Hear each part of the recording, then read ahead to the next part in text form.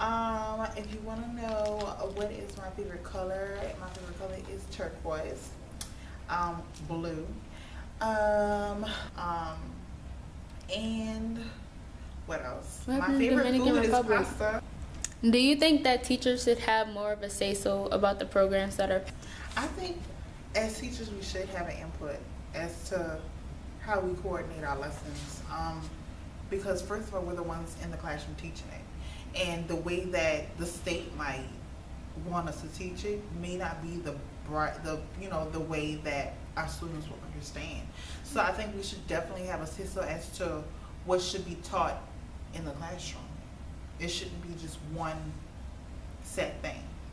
Just throw us the material, and this is the material that we have to teach. We should always have an input into how we teach our children and what we teach our children. And do you think that teachers should have more of a say-so on how the lesson is taught? Yes, definitely. Like I said before, I also did like a little worksheet at the beginning of the school year as to who's my auditory listeners, who are my auditory learners, who are my visual learners, stuff like that, and that plays a big role as to how you create your lesson.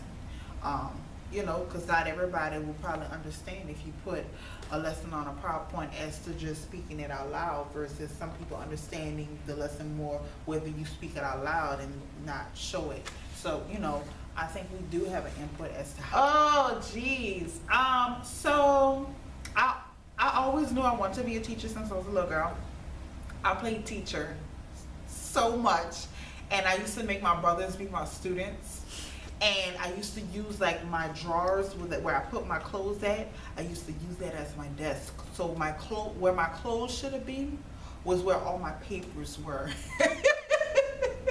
I know, real silly, but I felt like the goal for me is to be able to reach out to as many students and children as I can to help them, I guess be a part of the process of them deciding on what they want to do for the rest of their lives. I want to be a great example, and that's not that many. Well, there's many teachers that are out here who are teaching because that's what they're passionate about. That's what they love to do. And I'm one of those. I'm one of those who come to work. I don't even call it work. Who comes to be of service to the kids in the community, and it's so important to me. And I chose to teach at East St. John because I graduated from East St. John, and I wanted to give back to my community. I remember. Okay, let me stop playing. I agree. Yeah, I do believe that the reason why most students may be struggling is because of the material that teachers are teaching that is forced upon them from, of course, the people higher than us, state. We're forced to teach this a certain way, and so students don't get it. So when they don't get it, they fail. So, does it? Yeah, it probably has something to do with, the scores that our students are making on these standardized tests. But I don't think that's why, I understand. I can see, I guess, for the people that are looking out, there are people outside trying to look inside. Okay, they automatically think that East St. John is a bad school, and it's not. I guess because they stereotype the students who go here, and then how the students act here. Right? But in fact, East St. John, to me, in my opinion, we offer more than what any of the schools around us offer their students. Like AP classes, tons of them. Dual enrollment, tons of them. Scholarships for our athletes, tons of them. It's like, they can holler and hoop and holler about how East St. John is this and East St. John is that, but at the end of the day, we do have a lot of our students who are awesome. Mm-hmm. So that's just my opinion. How do you think we can alter the point of view of a school, the perception? My administration has taught us, especially Mr. Bradley, that's why we need to, as students and as faculty and staff, we need to promote the good that comes out of our school. You know, it's all up upon us. It's easy, you know, media got us on what happens is bad. I mean, we don't have to shout that out to the world. But when something is good, it's like it's hidden. It's like it's not that important. All they worried about is, you know, hearing what's the bad stuff. So I guess what I want to say is it's all up on us to work as a school to be able to promote the good that comes out of East St. Honestly, I was lucky. I got mad at lucky. I got mad at my boss when I was on another job, and they made me mad. So I was like, well, forget it. I'm gonna just go find another job teaching, and then I started liking teaching, and just kind of moved through the career there. Oh, I taught English, math, science, and social studies in 5th grade. I taught 4th grade science, and then I taught middle school English and math for special education students. Yeah, I think teachers should probably have all of the say-so when it comes to the programs that are passed, because, I mean, face it, they are the ones who are on the front line, they're the ones who teach it. But then all of us, also you might want to include students in that too, because you don't want the students to only take courses that teachers are interested in, but you also want teachers to take courses that they're interested in, to teach courses they're interested in instructing. I feel like we don't give this school enough credit. I feel like if we want people to respect this school, we have to respect it first, right? So, case in point, people don't know everything that goes on in this school. Like, how many people know you're able to do this at school and able to do this interview at school? None. Nah, not many, right? We don't. The word is not out, but we're not putting the word out. We are out. The only thing they see is what we give them. So if we want people to, if we want credit for what goes on in this school, then we have to put out what we want to see. Otherwise, everybody's always going to say East St. John is this or that, and it's not going to be the truth. No. So the score of the school is based off of 4 categories, which I don't know if you care about. It's based off EOC scores. It's based off ACT. It's based off cohort graduation rate, and it's based off the strength of diploma. All of those are calculated different ways. It's not really complicated, but it's not that the students here not applying themselves make for a bad school score, because it's not all the students' fault, because we have the brightest students here. I mean, we have the most programs in the district. We have the most students in the district, and yet and still we're still that close to being a B school. So no, it's not. I wouldn't say it's that the students here don't apply themselves. I would say it's a combination of the students not applying themselves here, and us not doing some things that we want to do 100%.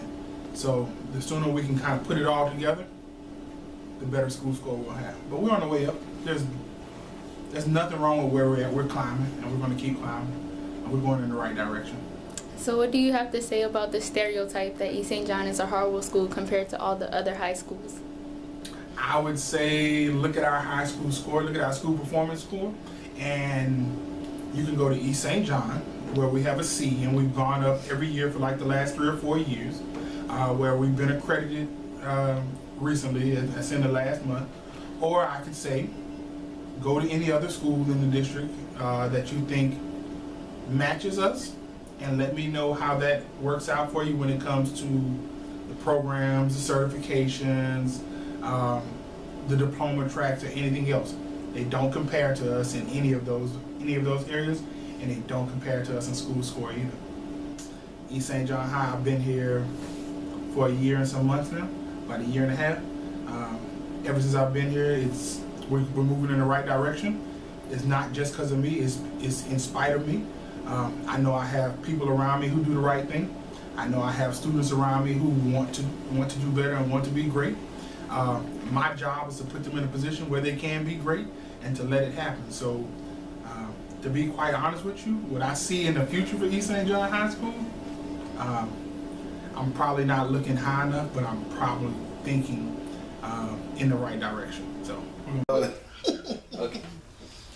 My next question, Mr. Cook, tell me when you're ready. All right, next question. All right, go ahead. Do you feel like students? Wait a second. Do you feel like? Well, I guess my question would be, if we're talking about ghetto schools, what determines a ghetto school? What determines ghetto? Is it a mindset? Because you can be poor. I remember my mom telling me this as a kid, right? Not that we were poor, and maybe we were, I have no idea. However, there was a mindset among parents, especially if they lacked in funds. There was a mindset that my mom used to say, because you're poor doesn't mean that you have to look it. You know, you don't have to look like you're poor, like you're down and out, right? So in terms of ghetto, if we're calling our school ghetto, or we're calling the mentality of our school ghetto, who brings that on? It's not the building, because the building is fine. It's the people inside the building, right? It's the mindset of the students. So we have to change the mindset of the students to say, if somebody calls your school ghetto, you have to be able to not personify ghetto and roll your neck and be like, we're not ghetto, but you have to change the mindset. Like, you know, we are very involved in our school, and you have to have we have to have an attitude that that says that we're not ghetto, and that we have to reflect and project on our communities that we are not a ghetto school. When it comes down to me teaching, all right, so comes down to me teaching, there's always been like this thing about teaching, right? I didn't take the traditional route to teaching. Was not looking to teach. Always wanted to be an artist. Was always into the arts. I was a very bad kid in school. I do remember, like, from third grade, second grade, getting put out of school, you know, tripping my teacher, getting whipped by the principal all the time, right? And that continued all the way throughout high school, well, up to high school. However, like for me, like, because I was that kid, I actually took a liking to those kids, right? So when I did art, and I was ridiculed a lot in high school because they thought I was gonna be a politician, right? And they used to call me black man in high school. Black man, you know. So it used to be called black man because I used to always argue that point, and I used to always, well, not that I was black, but I used to always try to inspire us, and they thought I was like just like that too positive guy. So you know, because I was kind of like looked at that person as the politician in school. I loved art. I always saw myself like rallying around those people who were like the underdogs, right? And I tell my students that right now, like, I always root for the underdog, because those kids who do great, they always get the attention, right? But so throughout college, I did my artwork or whatever. At the same time, I found myself volunteering at the daycare at college, and as I moved through college, I found myself grabbing kids in the neighborhood. And when I did acting in college, I grabbed the kids in the neighborhood to come and be a part of the little productions and stuff like that. When I got into graduate school, I found myself working with young people in graduate school as well. When I was in undergrad, I found myself at my mom's job. She's a social worker. I found myself at her at the shelter that she worked at, working with kids, doing art. And so there was like a pattern. Like everywhere I went, I found myself working with young people, and found myself like teaching life lessons through art.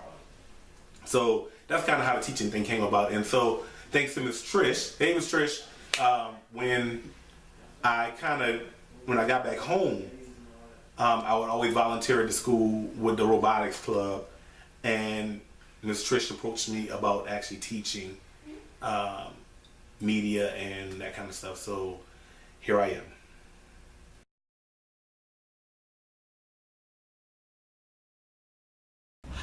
I was just want to talk about that. I want to travel to Hawaii. I want to travel to Hawaii one day. To Boris Principal of East St. John High School. Gotta speak up for us just a little bit, Tabari Simon. Tabari Simon, principal of East St. John High School, Darren Cook, teacher at East St. John High School, who's never on time. Go ahead. You got that? You got that on tape? Good. Put it out there. Just What- put it out there. You're really good, but I need you on time. Just for the record. What made you become a principal? You got whipped by the principal. In high school? Well, not by the principal in high school, but I got a lot of whippings. I got put out of school, that kind of stuff. No in school for Darren. He's going home. All right. So, Right? I'd give you like a 7 out of 10. a 70, great.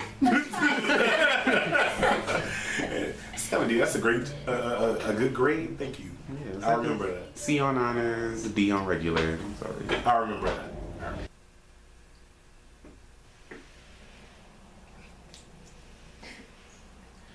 Okay. I think we're good. You can't see it. Yeah, okay. But the cook is a nice guy, no matter what. So, So, The school. So you're messing up my interview. that doesn't add up. Nah, here we go. Nah. You know what? What inspired me to start teaching? I think that it was like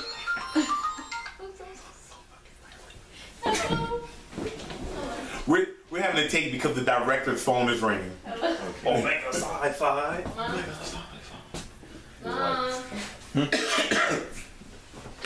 Austin, do you like She COA? probably called you on that. OA? Mother. No.